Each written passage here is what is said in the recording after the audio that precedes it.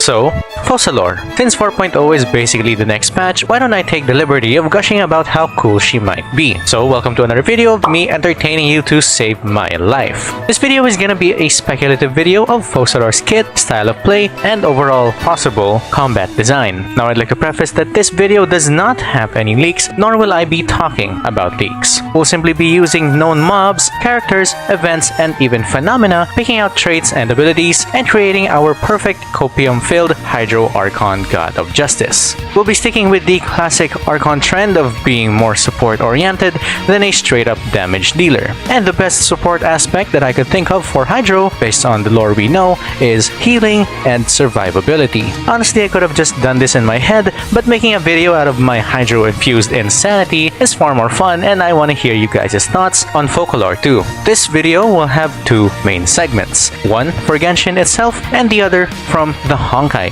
games, which will be on the timestamps below, so just pick and choose whichever, and let's get started. Starting with the mobs and enemies of Genshin, the most annoying form of Hydro that everyone hates, but also wants to use. The Rite of Mortal Water, or the Bubbly Offering, is by far one of the most annoying gimmicks that the Abyss has, solely made to ridicule your ability to dodge the slowest and biggest of projectiles in battle. Not only is it slow, it's also a homing ability, and getting caught in it allows the Abyss Mage to dance and ridicule you even more. If Focalors possesses any form of ability like this, then we'll have the perfect root ability outside of freezing and Zhongli's ultimate.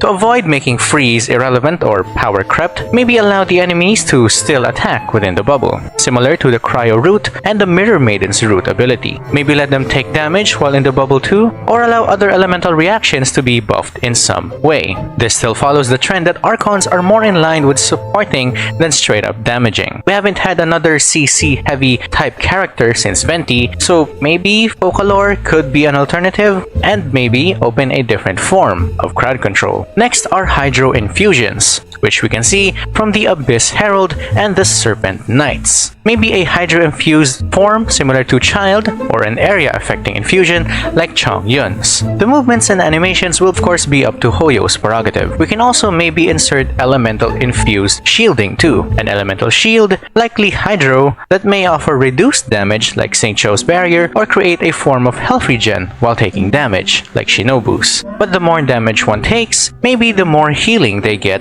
when the shield breaks off until the duration ends. This is also similar to the Linebreaker Knight's ability to heal after hitting a shield, but we're doing it backwards. However, seeing an ability that sacrifices HP to then heal allies could also be an interesting take. For offense, maybe the more Focalors can heal, the more damage she can do. And for defense, the more damage she takes, the more she can heal.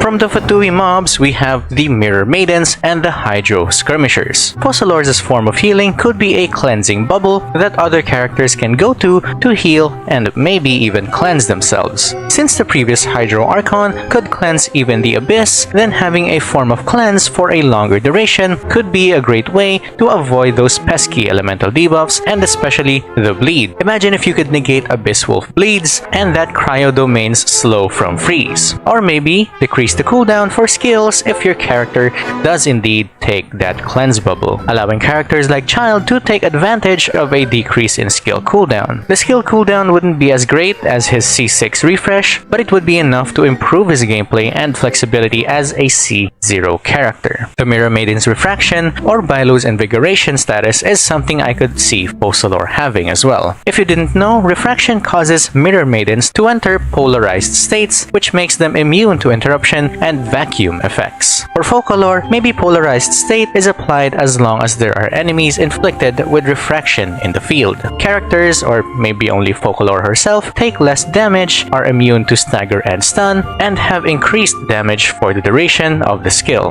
Maybe this refraction can also be a prompt to create a bubble cage, similar to Kave's detonation effect with Dendro Blooms. Anyone with refraction can be caged as long as Focalors is the one to hit them. You can see where I'm going with this CC heavy oriented character.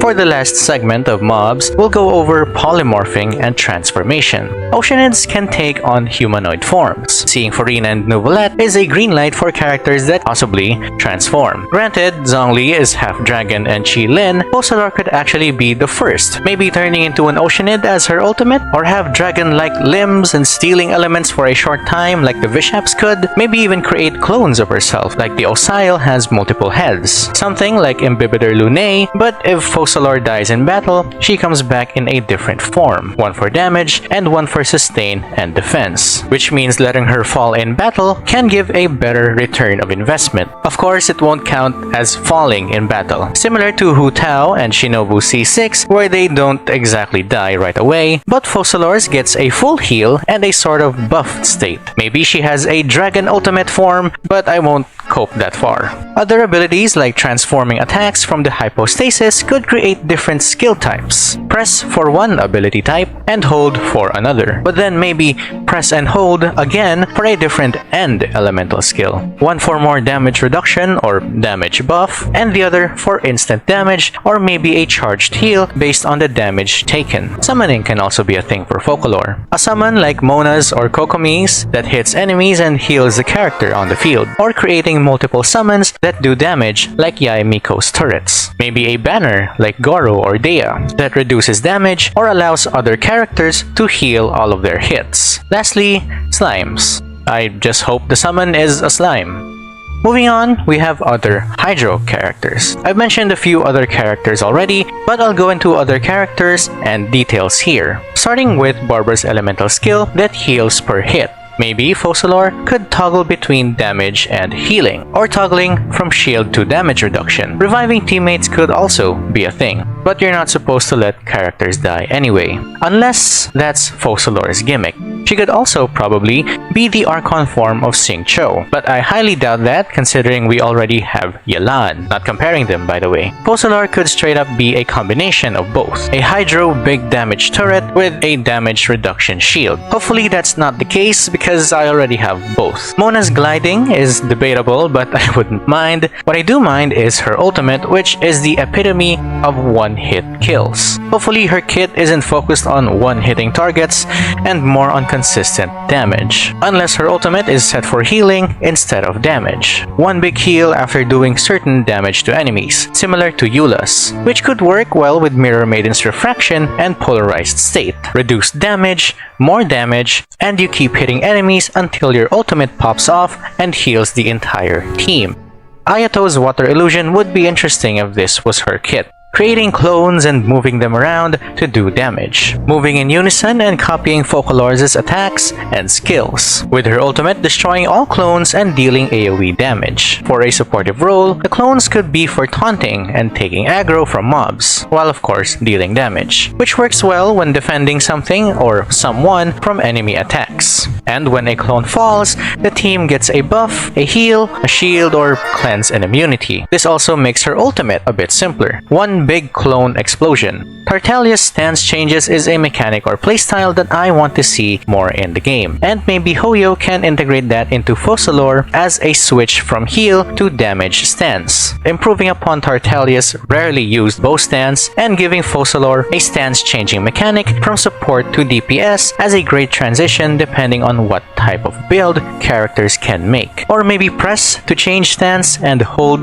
to simply heal or cleanse with some damage. And her ultimate also changes depending on her stance, either massive damage or massive team heal and maybe even a revive. Now let me get this out of my system. Furina is Sin Mal, and you can't change my mind. Sin Mal is officially in Genshin Impact. I've talked about wanting Sin Mal in Genshin in my Focalors video, and finally I can say that Sin Mal is in fact Focalors. Back to the video, Sin Mal to my understanding is quite similar to Seele. Basically, Sin Mal also has a stigmata, the chaotic timepiece, that formed inside her after being beaten up by her parents. Yeah, and it speaks to her like Veliona does to Seele, but it wasn't visible like normal stigma. She can't control her stigma and power too, so she's a bit unstable. Here's to seeing the unstable side of Furina in 4.0. Her power from GGZ revolve around time and clockwork aesthetics, along with perma-stunning and one-hitting you and making you do the entire run again. This fits well with Fontaine's currently declining clockwork power source. So time manipulation, like freezing enemies in place, or reducing cooldowns, or maybe creating heals based on how long you get hit or not get hit. Next is Mobius, who uses her regenerative power, which Archons seem to have based on Nahida, and the power of a fallen Honkai beast, which in Genshin could be from a fallen god, the previous Hydro Archon. Furina has heterochromia, so she might have a mix of both her own and something else's power, which also works with stance change playstyles. One side of her power for offense and the other for defense abilities. Transforming into a Honkai beast or an Oceanid could be her ultimate form, but a burst-related kit would mean that she needs energy, and we've seen other characters needing batteries for, which is counterintuitive to her supportive kit, but hopefully she can get her ultimate quicker than usual. Something I want Focalors to have from Seele's kit is her quantum abilities. Teleport and morphing to different locations and creating different forms, manipulating quantum itself, or water, in Focalors' case, to her will. It would also be a great segue into astrology and the stars for Focalors' lore on Celestia and forbidden knowledge. And she might harbor forbidden knowledge similar to Seele and Sin Mal harboring stigma. As for quantum in general, we can maybe follow the different states of quantum shadows. A superposed normal state, a vulnerable collapse state, and the experimental-ish unknown state. Maybe Focalors or her summon could be tankier on one state and do more damage but less tanky on the other. And her ultimate creates a state mixed with both defense and offense, maybe even with some healing and cleanse. An infinitely regenerating Archon that doesn't die because she keeps healing whatever damage she takes. Janhar, this lovely character here, is the self-proclaimed Hersher of the Sea, and who I first theorized to be the god of justice. Her abilities are basically the same as the summons I've mentioned before. The looks change to the more Cthulhu-esque summons instead of the happy birds and squirrels. Maybe it's an ominous-looking hand with a ton of eyes that do AoE damage at set intervals, or heal based on the damage they deal. Then Focalors' ultimate could unleash a wave of Hydro that pushes and damages enemies. Like the sea swallows everything, Focalors' power consumes all. Next is puppets, which I think could be a big part of Focalors' kit. Considering how Fontaine is acting, everyone seems to be using everyone else for an ulterior motive. Maybe the story unfolds into Focalor controlling everything from the start and even Arlecchino wasn't aware of it. Think of Yelan's skills, but more on controlling other units or manipulating the field, like how she actually does in her cinematics, and not just shoot a bunch of lasers. Tainari's bomb, which lets enemies attack each other, but maybe this time their HP gets drained as long as her skill is still active. Or maybe summon puppets that have their own AI and take enemy aggro. So maybe Focalors' kit revolves around this self-created team, and she can let the puppets do different things based on her elemental skills. Hold or press, the puppets could do different AoE attacks or do certain attacks that can't be staggered since they're all Hydro puppets. Imagine 3 or 4 puppets of Focalors along with your character and hitting enemies. What would be cooler and kind of OP is if the puppets could mimic the movements of other characters, like say Diluc's elemental skills, but it's Hydro, or Xiangling's and Ayaka's ultimate, but with less damage.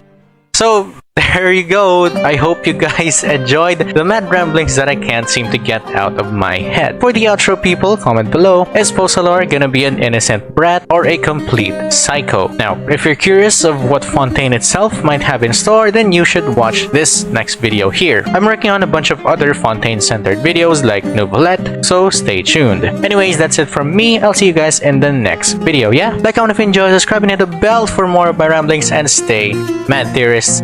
Bye!